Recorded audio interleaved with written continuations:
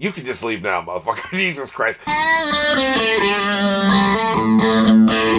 It's always unusual because I've seen so many TV shows. It's always unusual to see a TV show where the characters are three-dimensional and they're not just like, okay, this is the angry character. This is the racist character. This is the good guy. You know, this is the glue that holds it all together. You know, the straw that stirs the drink or whatever. Or, you know, whatever. This is the secretary that gets shit done. Whatever. Specifically, I'm talking about Lane. You know, he's essentially been the glue that holds it all together, right? He's the straw that stirs the drink. Like, he makes everything happen. That's pretty much been his role. Every now and then he'll get drunk with Don. He'll have trouble with his family or something. He'll have an interesting conversation, but his conversations with the other characters have always been about the other characters, not about him, for the most part. Pete needs a pep talk. You know, Don needs somebody to talk reality to him. You know, Roger needs to climb down off his fucking cross, right? Whatever it is, right? You know, Lane's there. Now, I think this season, Lane's actually going to get a story arc of his own. Like, he's going to do some wild shit. We're going to see more shenanigans from him. And maybe, like, you know, because usually Peggy does the shenanigans, right? And maybe this season she's going to take a step back and let some other people have some storylines. Because, I mean, she had a little mini arc during the first 2 episodes. But Lane had as much, or not, if not more, screen time than she did. So it makes me wonder. But, like, I was surprised because I was, you know, you just, in most TV shows, you expect a one-note character to say one note. Well, this is like a second note he's playing now. He's a lecherous old man. Apparently doesn't want to smash his ugly-ass wife or whatever, you know, so. I find that shit. Like, this, again, like, this show and The Sopranos and Breaking Bad, there's never going to be any one-note characters. Everybody's going to be three-dimensional. And just every now and then you forget that, right? Like, it took me way by surprise. I said before, I think that Duck, and by the way, I was told in Platoon, apparently there was a young version of Duck. I didn't notice that. Like, I never would have noticed that. It's crazy to see him that young. But, at first I thought like Duck was just a replacement of at first I thought Lane was just a replacement Duck. Like they didn't like the actor or something wasn't working out. But I know he fulfills a different function. He's got a different lane that he's in.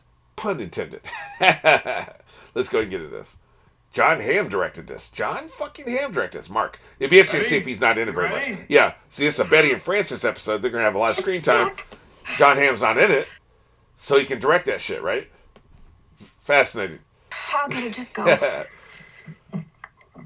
I'm always intrigued when an actor on a show, especially like a lead that has so much screen time as Don, is directing. This, I bet he's going to be in this episode very little. Forgive me on the way. They're starting in a good place this season. We'll see. But he didn't say yes, did he? No, I take it back. Immediately take it back. They're not starting in a good place at all. What must it be like to be married to somebody from a different country who speaks a different language? Bilingual person, right? I assume, like, if you stay with them long enough, you learn some of the language. But still, when they cuss you out, you're not going to know exactly what they're calling you, which is not good. So, Megan, you're French. I suppose I should ask you what looks good. Oh, shit.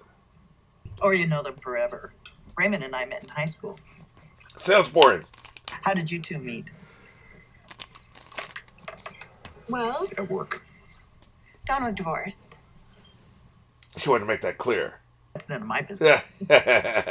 She wanted to make that very clear. You have a teenage daughter, Emily.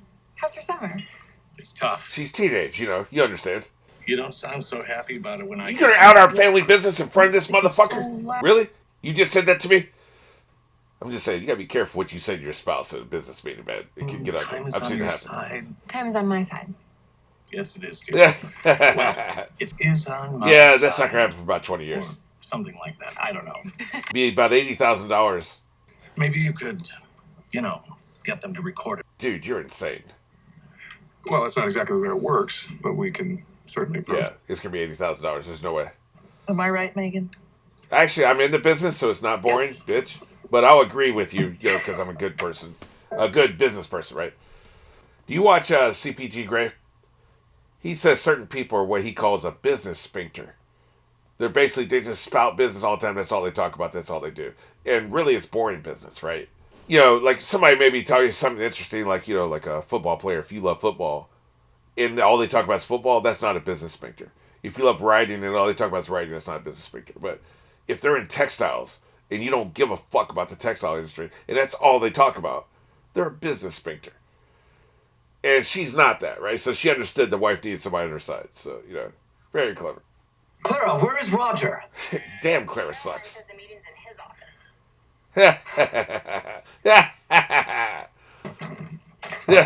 Another power move, by the way. I was waiting in my office to give you some good news. Drinking good news? Well, it's always an occasion for a drink. I think you should handle the account. So, they asked for me. They enjoy your company, and Yep, this is exactly what he wanted. they think you know their business. I know Hank from the war. Likes vodka. Jack likes Jack. Jack does like Jack. $1 million in debt to replace Oh, their shit. planes. And there's a mechanic strike looming. Congratulations. Lane, smile. We've got an airline. Yeah, eventually we'll be paid by them. Assuming they don't go broke, fucking bankrupt. I've never heard of Mohawks, so they probably went bankrupt. He's with Mrs. Draper. Oh, they're smashing. You're welcome. You need a fucking gas mask when you get in there, dude. I'm just saying. Put your hands together. You know the Rolling Stones, motherfucker. And how would you gauge their interest? It starts at 8, but apparently they're always late. I thought we could grab a bite. There's a dynamite Italian restaurant with a first-rate veal parm. Dude, we're trying to close this deal. Good. Then I will be ready at 7:30, having eaten. Pencil. Have Don pencil it in.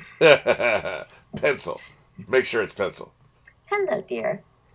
I just wanted to see how you were feeling. I honestly didn't recognize her in that fucking pink outfit, right? And her hair was over her face. I was like, who the fuck is this? I thought maybe it was going to be another fucking side piece from somebody. Like Roger or whoever, right? Like Don, maybe. To be happy. And you being with him is part of that. So you're his manager now, I'm apparently. feeling well. Honey, Well, I guess there's no difference between a mother and a manager, is there? there are things you can do about this. There are pills you can take. Sounds like a Why terrible haven't you idea. taken them? God damn! Holy shit! Believe me, I would if I could. Well played. And a heart condition. Yeah. And honestly, at my age, Who gives a shit? these men anymore. That was pretty brutal by Betty. I like her again. For now. I never had the guts to write lines like that for actors who were overweight. Anything about their appearance. I never had the guts for that because same thing when I talked about sex and intimacy and shit. I'm trying to think. That must have been in one of the movie reactions I did. I can't remember what the hell it was. I'm sure it was a movie reaction. But I was talking about intimacy and the fact that I haven't done... I only did 2 sex scenes, and I didn't direct either one of those. And I never did it. That was early in my career. I never did anymore. Because I felt like I was never paying the actors enough to put up with that shit. Same thing here. I never felt like I paid the actors enough to put up with fat jokes if they're fat. Ugly jokes if they're ugly. Bald jokes... I don't think I did bald jokes either. I don't think I would have had a problem with that.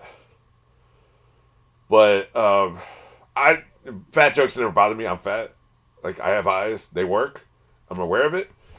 There's more I could do. I didn't do that, so I guess you just take the L, right? You know, so it never bothered me, but it does bother people. And sometimes it can really hurt their fucking feelings bad, man. Like, we're talking about super bad. There's people maybe attempt suicide and shit. Like, and it's not just because you made one fat joke, but what about the 100 before that, right? There was 100 fat jokes before that, and then you made the last one to push them over the edge. I would never be able to live with that, right? So, I don't do fat jokes as humor except towards myself. Although, like, yes, actors, I've called a lot of actors fat asses. I'm thinking of that now. You know? And if one of them saw that, it would hurt their feelings, and I would feel bad about that, but they're never going to see it.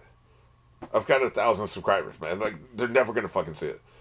If I've got a really big channel, if I had like 10 million subscribers, I probably wouldn't do that anymore because there's a chance I could see it and I would feel bad, right? That's just the way, personal philosophy. But as a scriptwriter, I just want to do it. Sometimes you'll see a character described as fat girl in the fucking closing credits.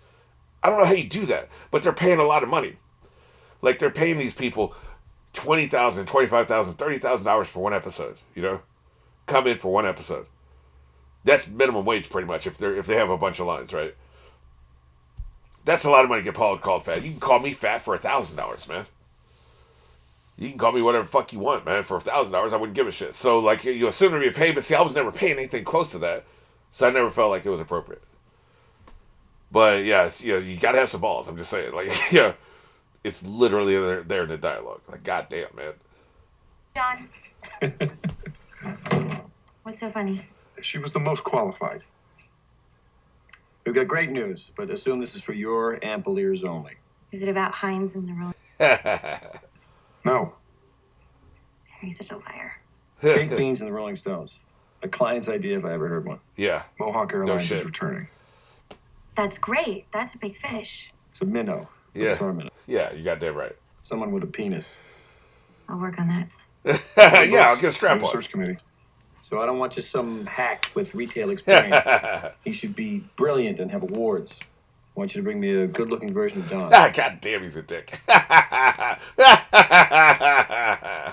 So nice of you to see me so quickly. Yeah, I need some anti-fat Well, pills eh? apparently, because my husband's mom's a bitch.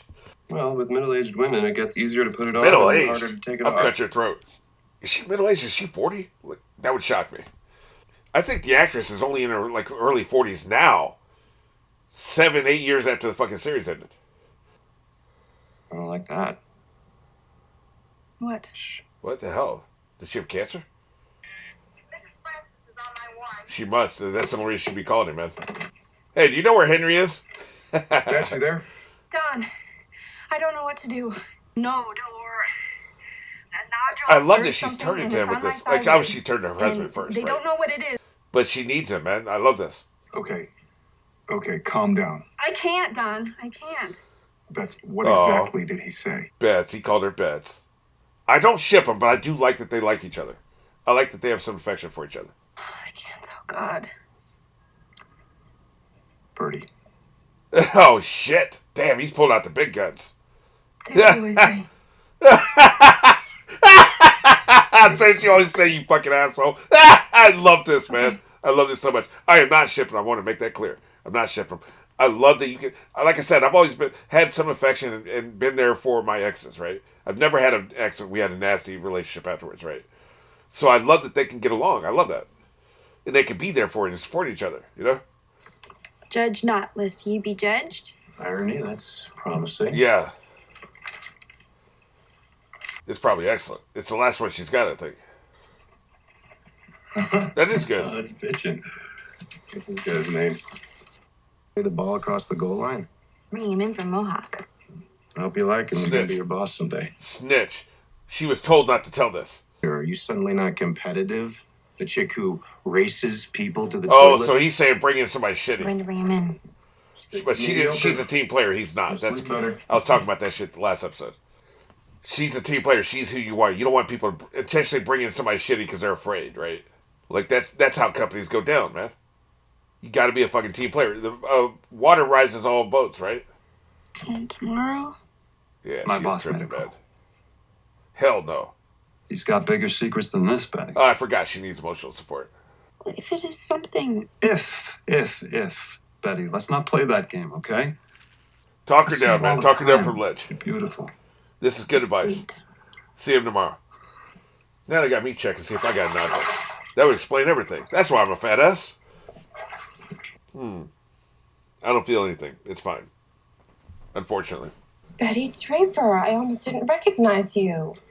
What you saying, bitch? Hello, how are you? Not good. Yeah, I got a here. thing. Leave me alone. Mrs. Francis, the doctor's waiting. Yeah, like you can do your social tea party later, motherfucker. Look, This, you know what? I'm going to be in radiology forever. Mrs. Darling, they're waiting for you, too. You want to get some lunch after? Look, you make plans on My your own husband's time. Text her later, motherfucker. Jesus. I have lunch, but you do. Okay. Yeah, this nurse about to kick both their Okay, asses. okay, I'm Bang their down. fucking heads together. You see that fucking look that nurse gave her? Goddamn, man. I wouldn't fuck with that bitch. Let's keep it moving, man. Fuck.